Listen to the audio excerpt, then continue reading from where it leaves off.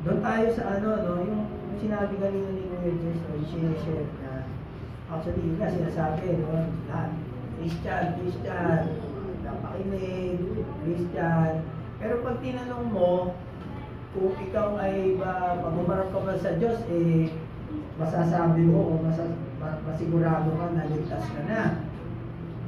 Diba, ano sagot ng karamihan? Diyos lang ang nakakaalam. Ano pa isa sinabi niya? Ano pa isa sinabi niya? Hindi ko alam. Hindi ko sigurado. Diba? Kasi bakit? Kasi yung katotohanan o yung revealed truth na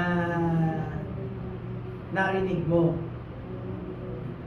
hindi mo siya pinaniwalaan o hindi mo alam kung ano yung truth. Kasi itong pag-aaral natin, ang sabi ko, the fruit of knowledge. Kasi para pag may apply mo yung iyong pananampalataya, kailangan magkaroon ka muna ng kaalaman. Kailangan malaman mo muna. Diba? Bago mo siya ma-apply. Kasi kung di mo alam yan, wala. Kahit anong turo gawin sa'yo, kahit anong attend mo sa church, nakikinig ka, nakatingin ka lang na ganyan, sa nagtuturo, pero kung saan lumilipad yung isip mo, bali wala rin. Diba? Walang nangyayari.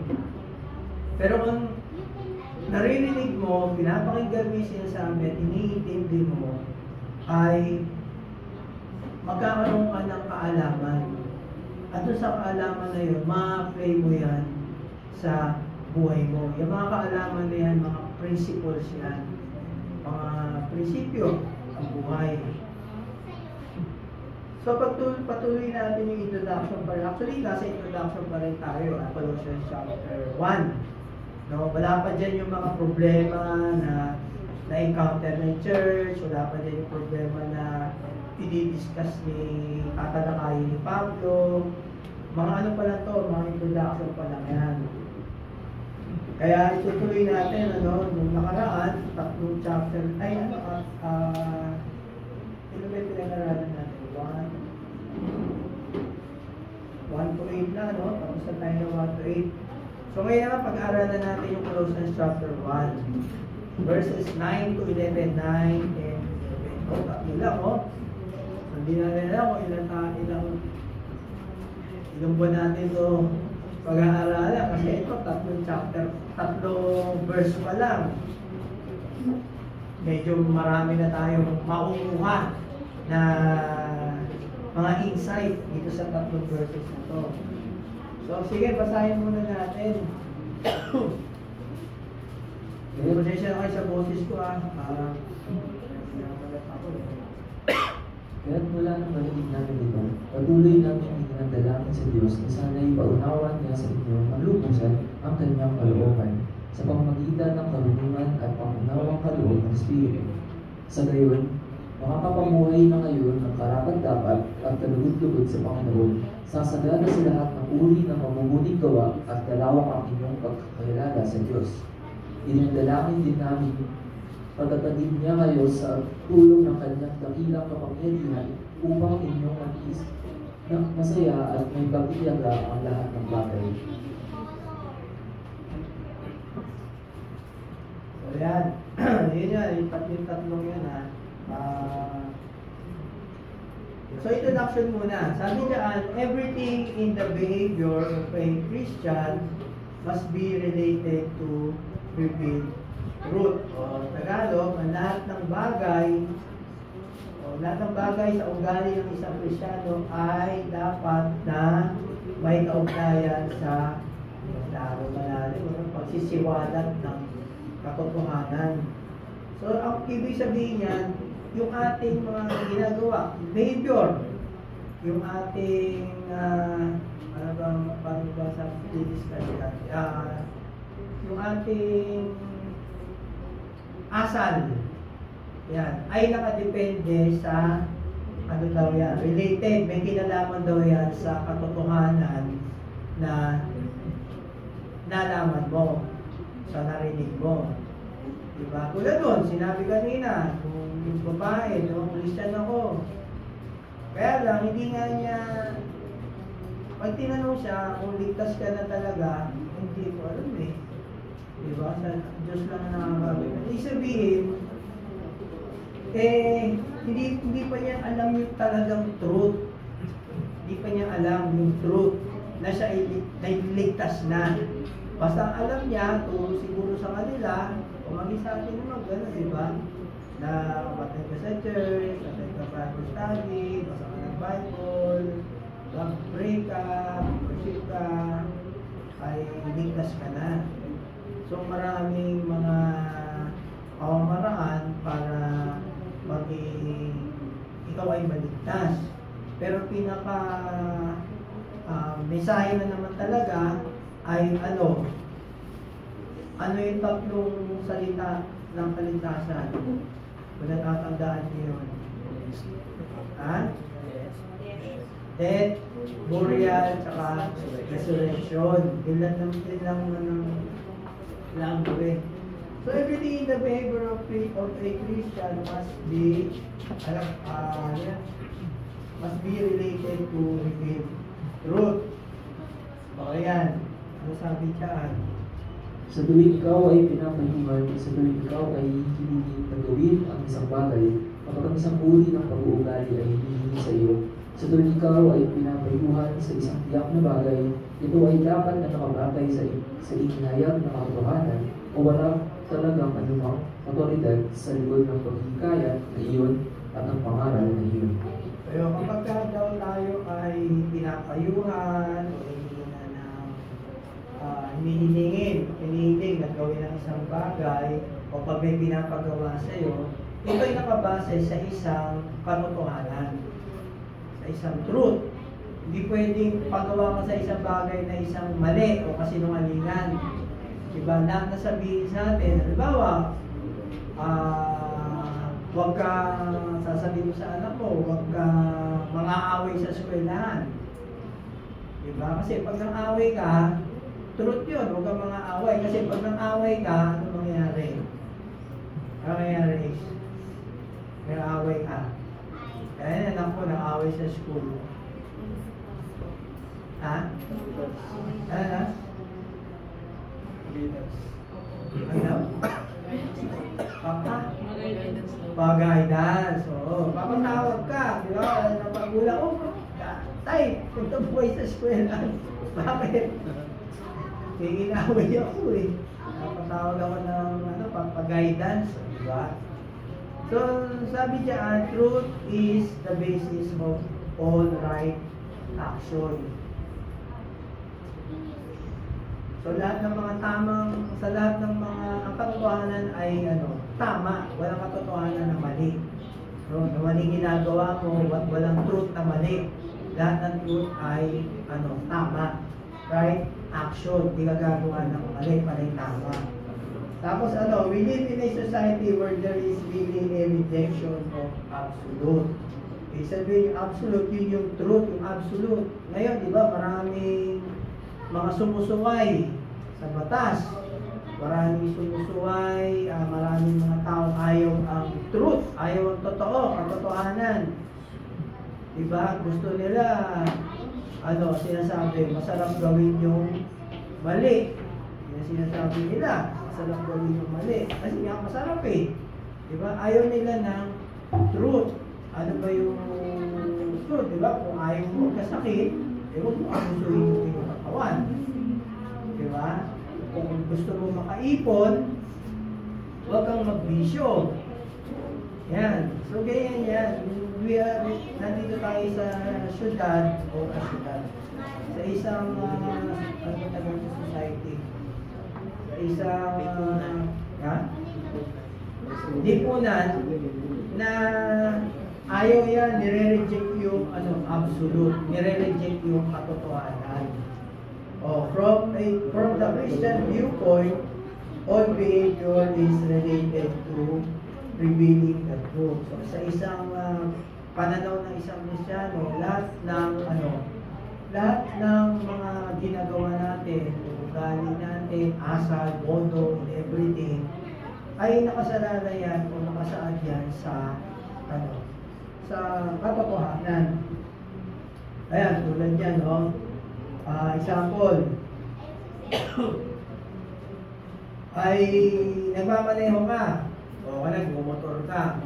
Diyan sa Commonwealth, ang speed limit diyan ay 60. Diba? Eh, lumagpas ka, nag-ano ka ng 80, so nahuli ka. So pag nahuli ka, ano sasabihin sa'yo? Over speeding. Bakit? Kasi ba't nahulihin? Kasi ang limit ay 60, diba? Ibig sabihin, ano yung absolute? O para mas madali maintindihan, ano yung batas? Ang batas ay kailangan magmaneho ka o tumakbo ng sakyan mo nang hindi lalagpas sa 60 kilometers per hour. Pag lumagpas yan, ikaw ay huhulihin. Diba? So yan yung isang illustration na karamihan ng mga tao ay ayaw sa sa absolute o yung truth. Yung truth, huwag kang magmaneho na lagpas sa 60. Lalo na pagka yung yari holiday, siyempre walang pasok, yung maluwag ang EDSA. Harabas yan. 120, 100, pero ang limit na talaga. Maski sa index, di ba? Ano limit sa index? 100 o 80 kilometers. 80, di ba? So, ganyan yan. Pag lumagpas ka, ibig sabihin, sumukay ka, sumuli. Same lang yan ng napunta ka sa isang tindahan, o kaya napunta ka ng 7-Eleven. Nakakita ka na pera mo sakto lang. Nakita mo merong isang tsokolate. Kulang na pera mo. Hindi nakatingin yung yung sa cashier. Diba? Titingnan mo pa yun, diba? Meron din yung salamin. Titingnan mo pa kung nakatingin. Kung hindi nakatingin, mo. Lalabas ka. Hindi na i-register doon. Siyempre, tutunog yun. Tutunog na gano'n. Datamputin ka. Meron kang kakasuhan ka. Kasi, ang pag-shoplift ay isang nakaw, krimen. Tulad sa sa Singapore, pagka shoplift lang, shoplift. Yung ganyan, yung kumuha ka lang, kulong ka 7 taon. Kahit sabihin mo, babayaran mo na lang, huli ka, babayaran mo, hindi papayag yun, hulihin ka talaga. Ikukulong ka 7 taon. Ninakaw mo lang isang tsokolate, kapalit mo 7 taon. Ganun katindi nun. Ang absolute ay, shoplifting is a crime.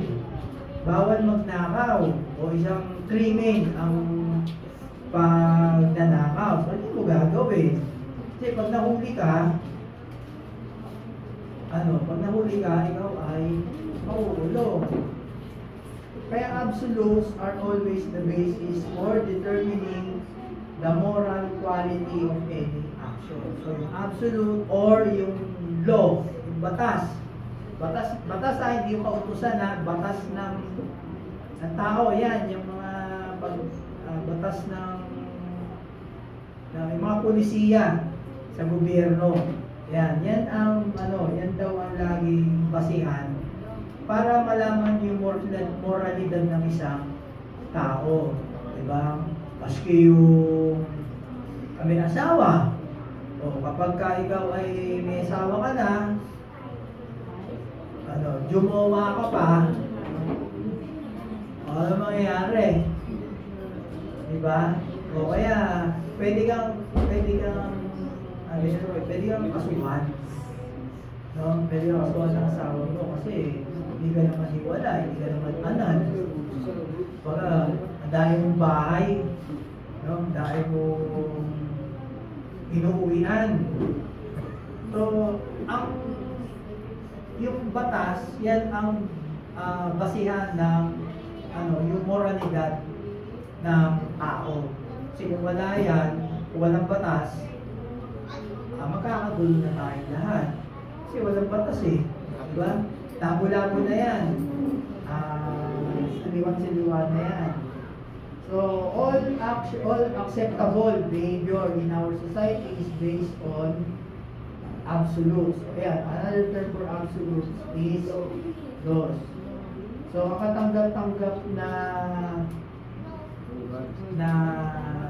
asal sa ating syudad ay sa ating lipunan ay yung kung ikaw ay sumusunod sa batas. Nag-gets nyo? Diba? Kasi kung walang batas, magulo. Walang order ng gobyerno kung wala pong batas. Ayan, sabi dyan, pagka tinanggal natin, ang sabi, if we remove all the absolutes, if we had no laws, there would be no way to judge anybody's acts from a moral standpoint and couldn't condemn anybody. There would be no way to enforce anything. Good behavior wouldn't even be able to be defined, let alone enforced, because you would remove the standards. So there has to be absolute bottom line law and then behavior can be evaluated. So yan, kung wala daw batas, kung walang batas, paano natin husgahan ng isang tao? Paano mahusgahan kung tama o mali yung kanyang ginagawa kung walang batas? Kaya mahalaga po yan na meron tayong mga batas sa sinusunod para alam natin kung ano yung tama at mali na, at kung ano yung tama natin ginagawa at kung ano yung hindi dapat natin ginagawa. Kasi nga, pagka tayo ay sumuway doon sa truth, doon sa absolute, o doon sa batas, pag sumuway tayo, may consequence na mangyayari, di ba? So sa lahat ng area ng buhay natin, kasi sa pag-aaral, di ba? Mangopya ka, ano consequence doon? Bagsa ka, matawag magulang mo, sa trabaho naman, kapag ka nandaya ka sa oras, diba? Nag-time in ka, yung nagpa-time in ka sa opisina mo, makikita yan eh. So kaya nag-uwi ka ng isang rin ng bond paper. Okay yan. Dati wala na tayong ball pen. Dati kami ganyan sa nanay ko. Wala na kaming ball pen. Sabi ng nanay ko, mamaya pag uwi ko, mayroong ball pen. Kuha sa opisina. Naalala ko dati kasi wala naman kaming printer noon. That time ako pa yung nagpapakanta dati, Sa dating church, nag-print ako ng, kasi wala pang ganyan nung araw acetate ang puso nung araw, yung piprint ka sa bond paper, papa-acetate mo sa national. Diba ako, nag-print ako sa opisina ng lyrics, mga kanta. Sabay dating yung bus namin, nahuli ako, daming piniprint ako. Yan ang pinagalitan, yan ang pinagsabihin ako. Sabi sa akin, yun daw sa church hindi daw dapat sa opisina. Diba? So, merong consequence kapag tayo ay sumusuway dun sa absolute. Yan. Diba? Ayan, all behavior of a Christian is premised upon divine absolute. God lays down principles and we behave in relation to those principles. Yan, may mga prinsipyo, may mga pamantayan ang Diyos para tayo natakasan sa Kanya salita kung paano tayo mamumuhay nang naaayon sa isang buhay Kristiyano. Hindi isang buhay na kung ano yung gusto mo. kundi ano ba yung ating basihan para maging maayos o bilang isang anak ng Diyos o Kristiyano yung ating pamumuhay. Merong basihan. So makikita natin yan sa sa salita ng Diyos. Kasi yan, sabi ni Pablo, ano sabi niya dyan? Ibig bang sabihin nito ang kautusan ay masama? Hindi. Kaya lamang kung hindi dahil sa kautusan ay hindi ko sana nalaman kung ano ang kasalanan. Hindi ko sana nalaman kung paano pagnasahan ang pag-aari ng iba. Kung hindi sinabi ng kautusan, huwag mong pagnasahan ang pag-aari, di ba? Kundi daw dahil sa kautusan. O yan, sa law. O sa mga sinasabi ng Biblia na huwag natin gawin. Kundi dahil dyan, hindi natin malalaman kung ano yung dapat at hindi natin dapat gawin. Nagets nyo? Kundi dahil sa Biblia, hindi natin malalaman kung ano ba dapat yung ating maging ugali o ano yung dapat nating maging asal na tunay na Kristiyano kung wala ang Biblia. No, ganyan din sinasabi ni Pablo. Hindi niya malalaman na bawal yung pagnasahan yung pag-aari ng iba kung hindi sinabi. Kundi dahil dun sa utos o dun sa batas. Nagets nyo? Ayan, yan yun. All spiritual behavior, yung ating spiritual na yung ating pagiging Kristiyano, spiritual, ay ay nakikita o ang basihan niyan ay yung salita ng Diyos. Yun yung katotohanan na nakasaad sa salita ng Diyos. O ang Biblia daw ay libro ng absolute law. Hindi law ng yung law ni Moises, hindi yung kautusan ni Moises. Kumbaga, ito ay napupuno ng mga prinsipyo, mga principles, mga pamatayan, kung ano dapat ang maging buhay natin bilang Kristiyano. So, pinaka-objective daw na kailangan malaman natin ay matutunan natin, malaman natin itong mga pamantayan na to. Kasi pag nalaman natin itong mga pamantayan na to, ay ito na yung magiging basehan natin para tayo ay mamuhay ng isang matinong tao, matinong Kristiyano. Diba? Meron kang moralidad, meron kang morality na kasi alam mo yung truth, alam mo yung kailangan mo yung kailangan mong gawin na tama. Ayan, it's only in response to the knowledge. Kailangan may alam tayo, may kaalaman tayo. Pag nalaman natin yan, yung truth, gaya ng example kanina, pag tinanong ka ba na kung ikaw ay mamatay, sigurado ka ba sa langit ka mapupunta? Pag hindi mo alam yung truth sa sarili mo, ayun na isasagot mo, hindi ko alam o kaya Diyos lang nakakaalam. Pero kung alam mo yung truth, kahit na nakakagawa ka ng kasalanan, kahit nagkakamali ka, kung alam mo yung truth, ano sasagot mo? Ano sagot mo? Ha? Oo, di ba? Sasagot mo, oo, kasi alam mo alam mo yung truth naniniwala ka dun Nagets nyo? Kasi kung hindi ka naniniwala, ay iba-iba sagot mo. Pero kung alam mo talaga, nagets yung ibig kong sabihin, kailangan magkaroon ka muna ng kaalaman. Kailangan alam mo yung katotohanan. Kasi pag alam mo yan, kahit paligoy-ligoy ka pa, pag paliko-liko yung tanong, iisa lang ang isasagot mo. Oo. Oo po, alam ko sa langit ako mapunta. Di ba? Ganyan. O kaya, how do I know what to do? Ayan ang example yan. How do I know what to do in my marriage?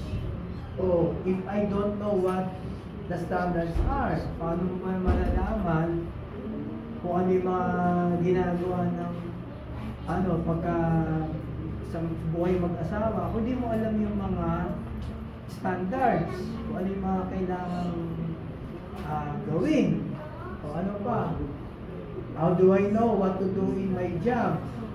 O kung hindi mo naman alam kung ano tinuturo ng Biblia tungkol sa trabaho, lahat po ng mga tanong natin sa buhay, nasa Biblia sagot. Ang kinakailangan lang po natin gawin ay basahin at pag-aralan. Yan lang. So, how do I know what to do in worshiping God? So, kung hindi mo naman naiintindihan kung ano ang in-expect ng God sa'yo kapag ikay nag-worship, diba? Merong iba kasi nag-worship as in akala worship pero kumakanta lang. Meron namang iba parang kung ikaw yung nagpapakanta, akala mo nag-worship ka pero nagtatalo yung isip mo na pwede kang nagpe-perform lang. Diba? Alam mo yung perform? Parang nagpo-concert lang. Ikaw yung nagpo-concert, tinitingnan ka lang na ganyan. No? Si Kuya Reggie, pagka kumakanta rito, akala niya ba nagpo-concert? Ha? Kasi pag siya nagpapakanta, lahat kayo nakatingin lang ng ganun eh. Oh. No? O kaya kung si Kuya Evan, pag ipapakanta dito, para ba nagpo-concert lang? Kasi lahat kayo, nakatingin lang agad na sa kanya. Lalo na pag kayo yung ganun, no? Diba? Gumaganon-ganon. So, ikaw, ganun ka na rin. Kasi yung nagpapakanta, ganun-ganon din. Ikaw, ganun-ganon ka na rin. Nagagaya ka, no? Diba? Ano yung worship? Ano ba ibig sabihin nun? Pagka ikaw ba kumakanta ka sa Panginoon, diba? Ano nararamdaman mo? Ano nararamdaman ng Diyos? At ano nararamdaman ng Diyos kung ikaw ba ay kumakanta? Ano ba? Kanta lang na ganyan, basta lang masabi kumakanta, gano'n lang ba yun, di ba? So lahat yan nasagot. Ano pa? How do I know how to be born again? Oh, if I don't follow the absolutes of the scripture. Paano daw magiging born again kung hindi mo naman sinusunod yung mga sinasabi ng Diyos sa kanyang salita? Di ba? Marami. Kaya nga marami tayo. Lahat ng tanong natin sa buhay, nasa salita ng Diyos ang sagot. So, how do I know about anything? If I don't understand God's patterns, God's standards, God's laws.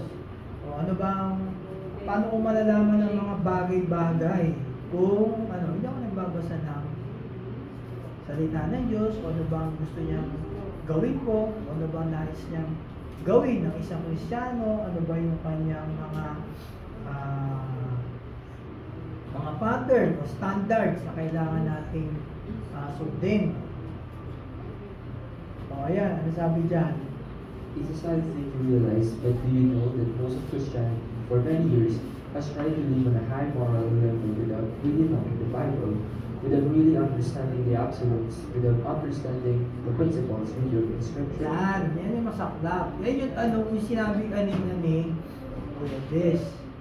Diba? Nakakalungkot kasi marami pa rin mga Kristiyano na sinasabing mga Kristiyano sila, pero hindi nila alam ang tunay na kahulugan ng salvation. No? Marami nagsasabi na, ito, ganito ako, nakikinig ako ng ganyan, matik ako ganyan. Pero, hindi nila alam kung ano yung, revealed truth ng Diyos sa kanyang salita.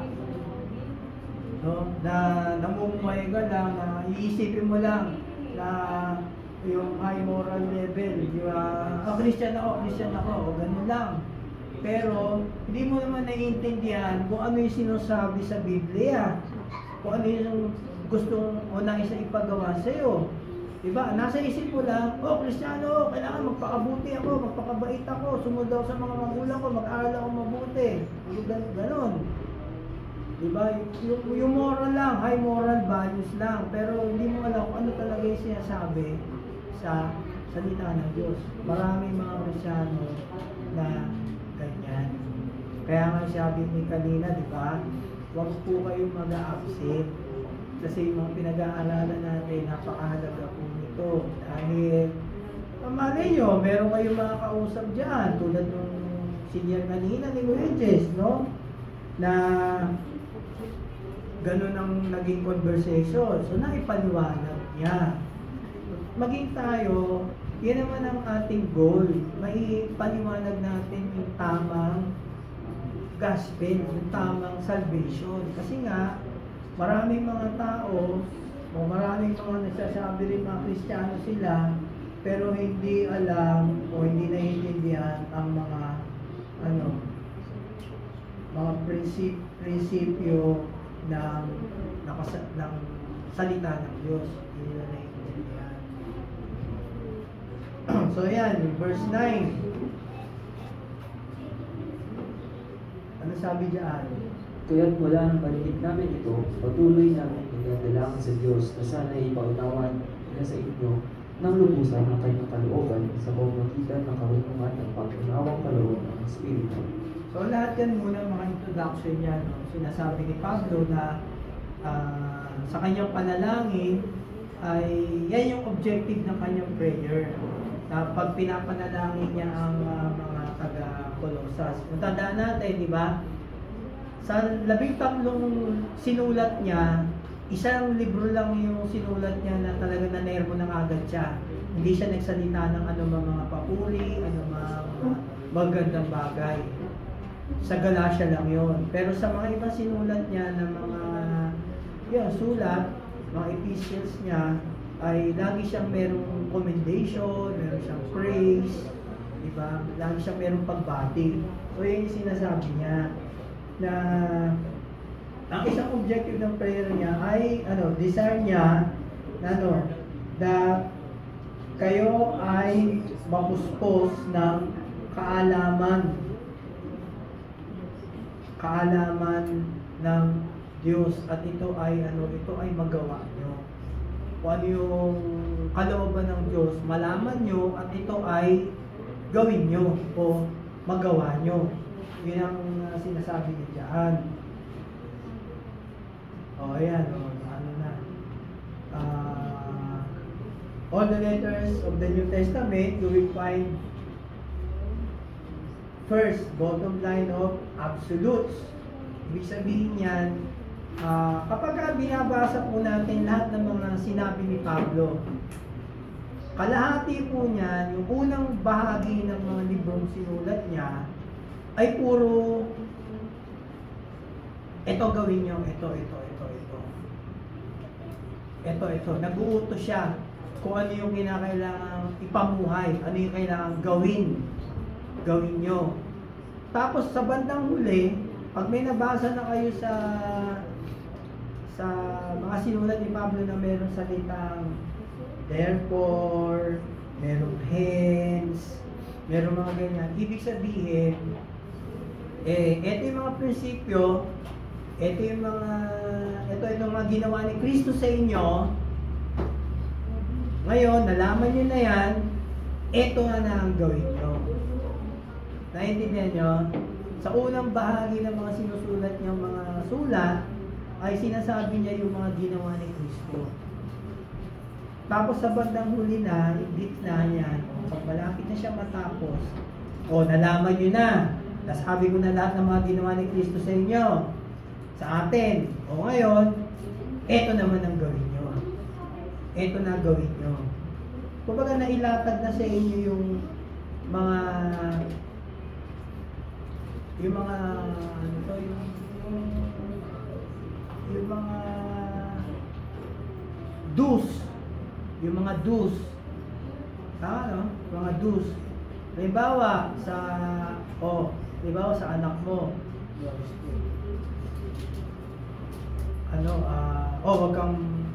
wag ka mag-aaral ka ng mabuti, wag kang mangongopya, wag kang makikipag-away. Pag ginawa mo yan, so binigay mo sa kanya yung lahat ng pamantayan. Sa makipag-away, aral ka mabuti, wag kang mangongopya. Pag ginawa mo yan, magiging mataas ang grade mo. Magiging susunod ka sa teacher mo, so magiging isang mabuti estudyante ka. Nagets nyo? Sasabihin mo muna yung mga pamantayan, tapos pag nasabi mo na, eto yung magiging resulta kapag ginawa niya to. Nagets nyo? So, ganun yung sinasabi ni Pablo na diyan sa verse na yan. Actually, mahaba kasi. Ano yan eh. Yung verses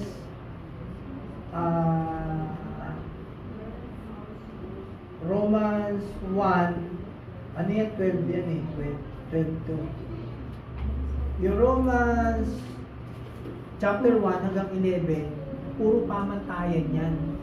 Lahat ng sinasabi ni Pablo, puro pamantayan ng Diyos. Ito ginawa ni Kristo, ito. Ngayon, pagdating sa Romans chapter 12, verse 1, ayan na yung sinabi niya. Therefore, I urge you, brothers and sisters, present your bodies as a living sacrifice, holy and acceptable to God, which is your spiritual service of worship. Kapag ginawa niyo lahat itong mga bagay na ito, yung katawan niyo ay i-present niyo na sa Panginoon as alay, holy. No? Nagets niyo? Mahaba kasi.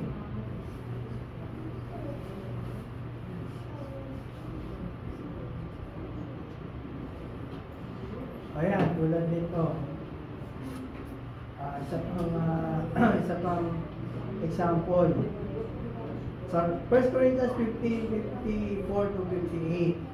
O yung absolute niyan, yung pag binasa nyo yan, basahin natin. But when this perishable puts on the imperishable, and this moral puts on immorality, then will come about saying that is written, death has been swallowed up in victory. Where, O death, is your victory? Where, O death, is your sting? The sting of death is sin, and the power of sin is the law. But thanks be to God, who gives us the victory through our Lord Jesus Christ. Therefore, my beloved brothers and sisters, be firm, immovable, always excellent in the work of the Lord, knowing that your labor is not in vain in the Lord. Kaya pag binasa natin yan, meron mga nakasaad dyan, ano daw yung absolute? So, ang absolute dyan, sabi dyan, bibigyan daw tayo ng Diyos ng isang katawan na hindi na mabubulok. Yan yung absolute. Ngayon, ano yung behavior? Ano yung kinakailangan nating gawin? Kung ikaw ay gusto mong makamit yung isang katawan na hindi na nabubulok, ano yung kailangan mong gawin? Ano yung behavior? Ayan no, di ba sabi nga pag may therefore, brothers and sisters, be firm, immovable, always excelling in the work of the Lord, knowing that your labor is in the Lord is not in vain. Ibig sabihin yan, ano yung kailangan natin gawin? Therefore, brethren, don't get shook, huwag kang mayanig. Ano mga problema dumating sa iyo sa buhay dito sa mundo, kung nais mo na makamit ang isang katawan na hindi na nabubulok, ay huwag kang mayanig. Huwag kang ma-discourage. Yun ay ibig sabihin na hindi ka dapat, yung application mo ay hindi ka dapat ma-discourage. Na-gets nyo? Naintindihan nyo? Hindi. Hindi naintindihan? Ito oh. Ha? O, ito pa. O, 2 Corinthians 6:17. Therefore, come out from your midst and be separate, says the Lord, and do not touch what is unclean, and I will welcome you. O, saan ang absolute dyan? O, sinasabi dyan, I want believers to be clean.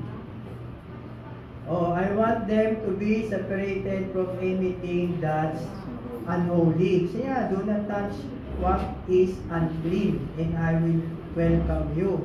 O di ba? Kaya na daw tayo ay humiwalay doon sa mga madudumi mga bagay. Ano yun? Mga kasalanan. Yan yun, mga kasalanan.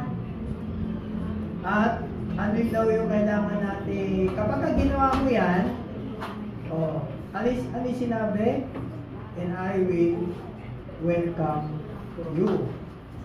O pag binasa natin itong ibaba niyan, meron ulit, therefore, kapag ginawa natin to, di ba, na sineparate mo yung sarili mo sa mga maruming mga bagay, sa kasalanan, ay ito yung sinabi, ito yung kailangan gawin. When you know what God wants, then when you know what His standards is, then you will know how to behave. Kapag alam mo na yung mga standard ng Panginoon, alam mo kung paano mabuhay ng isang Kristiyano, na isang matinong Kristiyano. Kapag alam mo yung mga bagay na makakasama sa iyo, yung mga kasalanan, pagka alam mo yung mga yan, alam mo kung paano na mamuhay ng isang tuwid na na tao, na Kristiyano, na mamamayan. No? Ano pa? Kaya kasi yung mga pag binasa po kasi natin yan, yung Galatians 1-4, yan yung puro mga sinasabi ni Pablo na ito ginawa ni Cristo, ito gawin nyo, ito. Ngayon yung Galatians 5, pag nagawa nyo na yan, ito mangyayari sa inyo. Kapag ginawa nyo lahat nitong sinasabi ko. Ganun din sa Ephesians 1-3. Mga principles yan, mga prinsipyo. Ngayon, pagka nalaman na natin yung mga prinsipyo, ito ang nasabi ni Pablo. Sa Ephesians 4, pag alam nyo na yan, ito ang mangyayari sa inyo. Kapag ginawa nyo yan. Yun. Nagigets nyo ba? Ibig ko sabihin, siguro naman nagigets nyo, ano?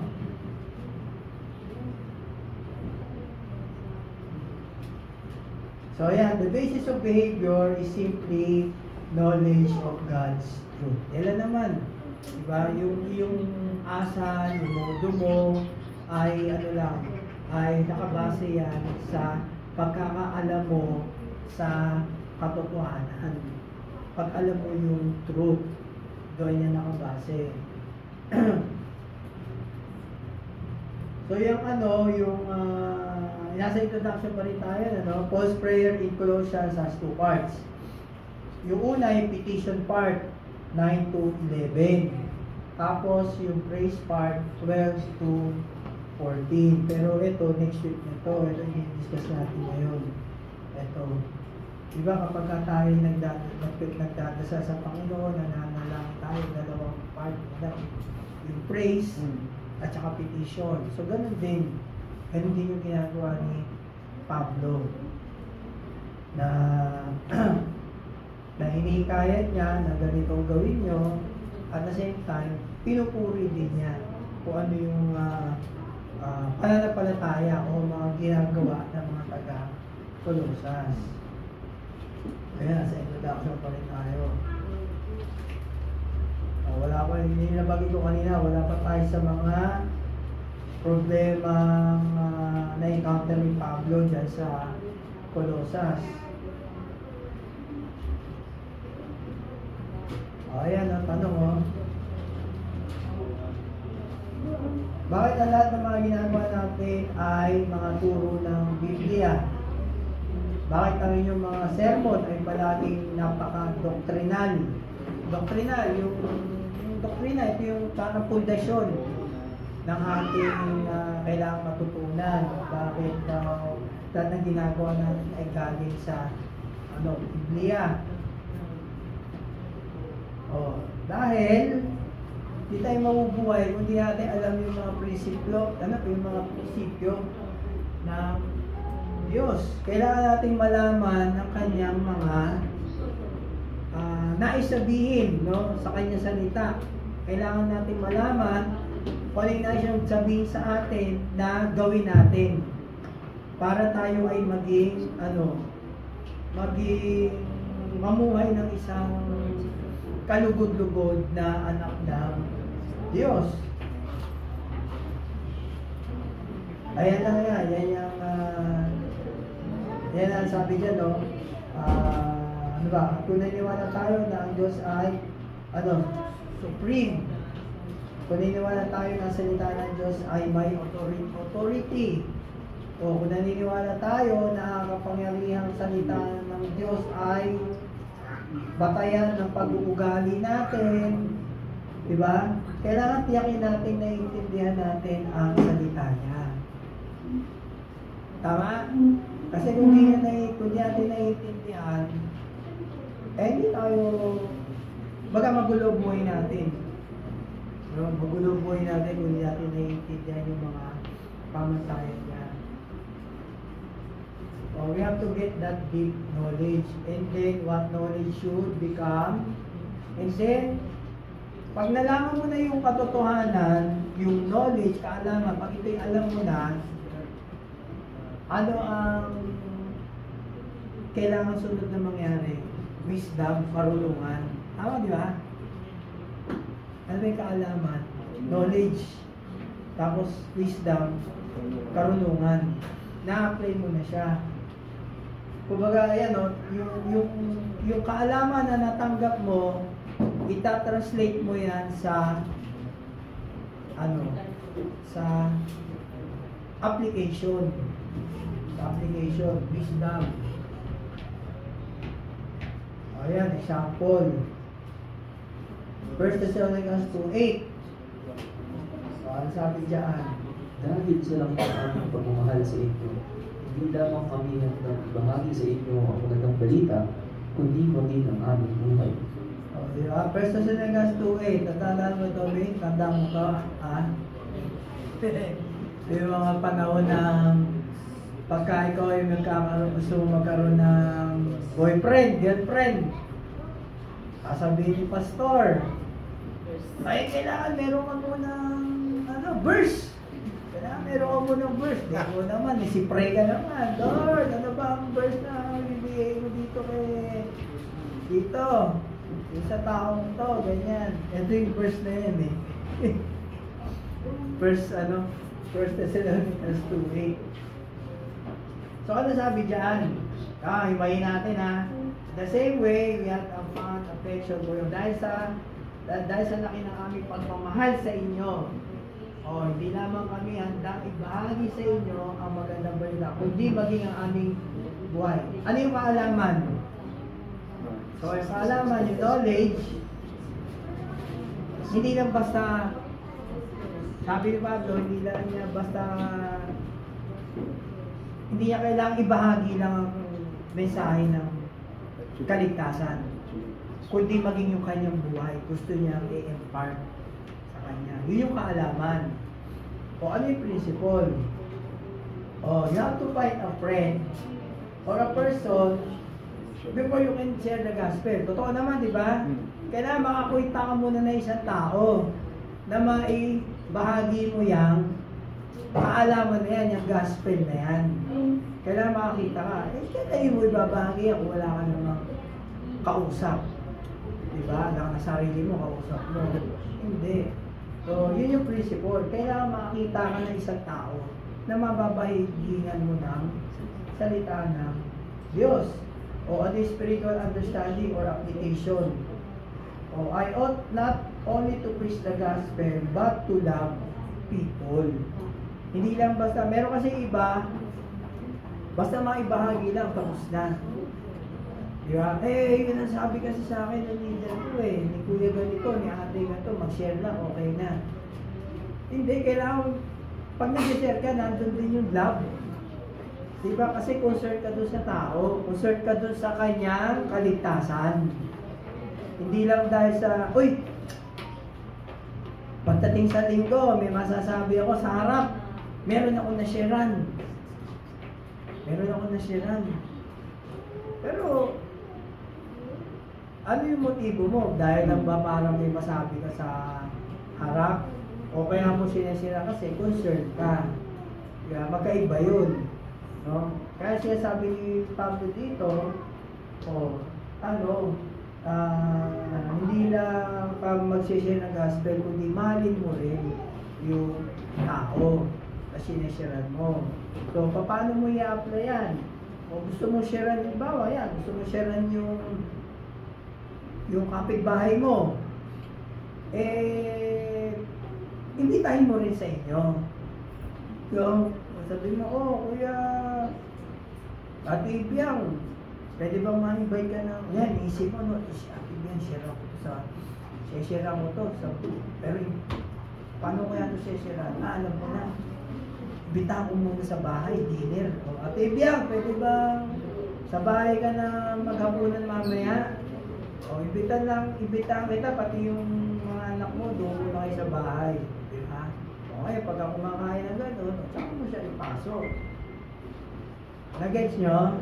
Yun yung application na dito sa verse na to. Na hindi lang i-share mo yung gospel, kundi to love them, to love people. Kaya, ibig sabihin niya itong verse na to, yan. No? Kahit isang verse na tayo, marami nang pwede tayo makuha. Sa Bible study, ganyan. Ganyan yung kailangan gawin natin. Ito pa isa. O yung Matthew 23:27. O sabi dyan, Jerusalem, Jerusalem, pinabatayin mo ang mga propeta at pinabato ang mga isinugo sa iyo. Ilang ulit kong sinikap na maputi ng iyong mga anak kung paano tinitipon ng isang inahin ang kanyang mga sisiw sa ilalim ng kanyang mga pakpak, ngunit ayaw ninyo. O ito yung context nito, ito yung praise Jesus kasi nire-reject siya ng Israel. So ayan yung kaalaman na si Jesus ay nire-reject ng Israel ang Diyos. Ayaw tanggapin. Tinuturo ni Jesus, ayaw tanggapin ng mga Israel. Mga Israelita ayaw. So ano yung principle doon? Kapag hindi mo tinanggap, dahil sa hindi nila tinatanggap ang Diyos, yung turo ni Jesus, ayaw nilang tanggapin. God judges those who reject Him. So, husgahan ng Diyos kung sino man yung hindi tumatanggap sa Kanya. So, ano yung application? Husgahan ng Diyos yung mga hindi tumatanggap sa Kanya, hindi ko i-reject ang Diyos. Tama, di ba? Nag-gets nyo? Yan ang verse na yan. Ano pa? Dami ako nilagay na example Ito pa, isa. Ito, sapagkat hindi pa nila naunawaan ang tungkol sa pagpapakain ng tinapay, hindi pa ito abot na kanilang isip. Ang context niyan ay ito yung nagpakain si Jesus ng 5,000. Pakain siya ng 5,000. Ngayon, kung titingnan niyo sa Bible niyo yan, gaano katagal, gaano kalayo yung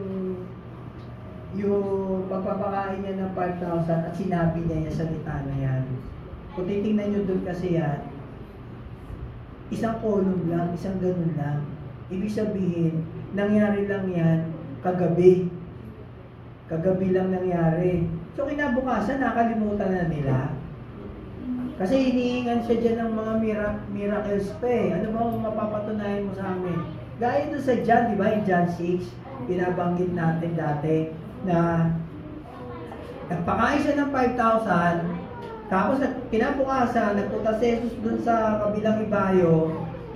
Tapos sabi niya, sabi ng mga tao, Lord, kailan kayo napunta rito? Tapos sabi ni Jesus, di ba? Kaya na naman kayo nandito kasi nabusog kayo.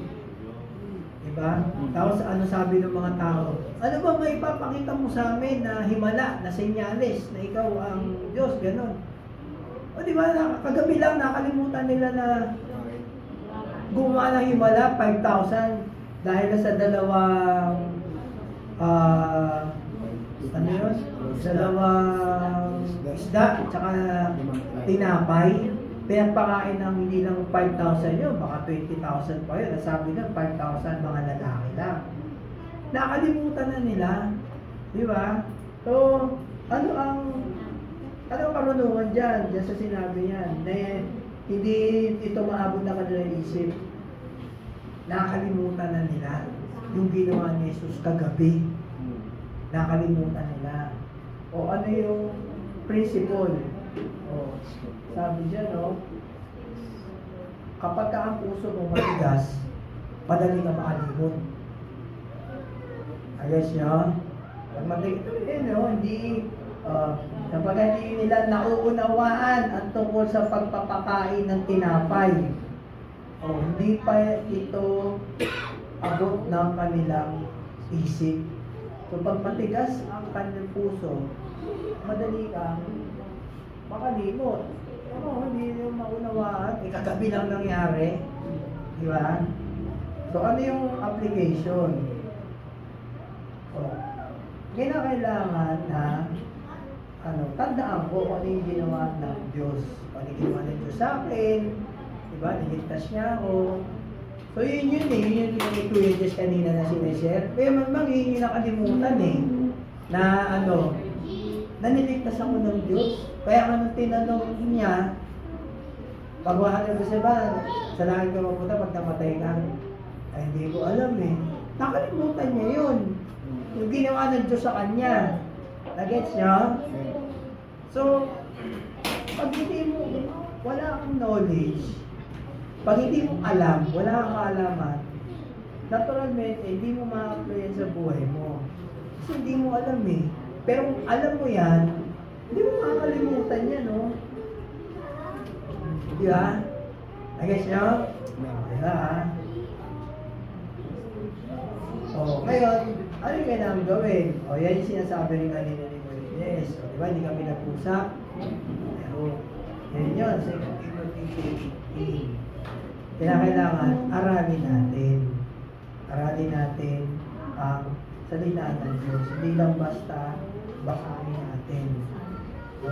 So, siguro, dito muna tayo. Meron pa Haba pa, Tuloy na natin next week. So, re-review natin ulit yun. Ganda ng example, Nag-gets nyo ba? So, pag nagpapaaral kayo ng yan, yun lang ano yung kaalaman. Tapos, ano yung principle na makikita nyo doon. Tapos, ano yung application. Di ba madali lang? Actually, mahirap siya. Akala nilang madali. Pero, yun nga, kailangan nila talaga aralin natin. So, marami pa yan Kasi, verse 9 pa lang yung pinag-aralan natin there are some truths.